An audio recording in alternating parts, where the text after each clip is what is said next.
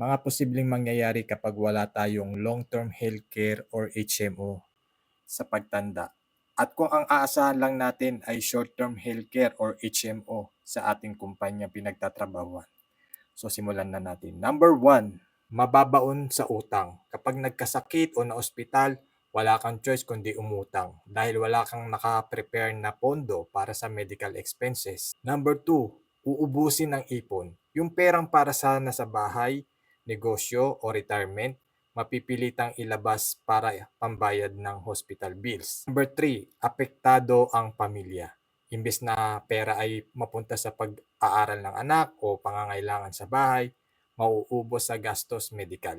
Number 4, limitado ang pagpili ng gamutan. Dahil walang healthcare plan, mapipilitan kang maghanap ng mas mura pero hindi siguradong kalidad na ospital o doktor. Number 5, hirap sa pagtanda. Habang tumatanda, mas nagiging mahal ang gamutan at mas mahirap mag-apply ng healthcare o insurance.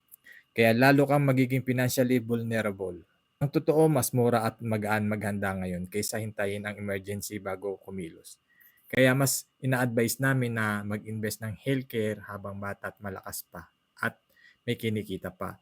So ang Kaiser, ang solusyon natin dyan. Kaiser ay HMO, long-term healthcare. 3-in-1 saving plan po siya. May healthcare, life insurance at investment. Sagot na niya ang solusyon ng ating what if ng buhay.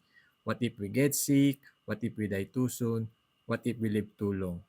To know more about Kaiser, mag-message ka lang sa akin para sa pre one-on-one coaching at para sa pre-Kaiser quotation.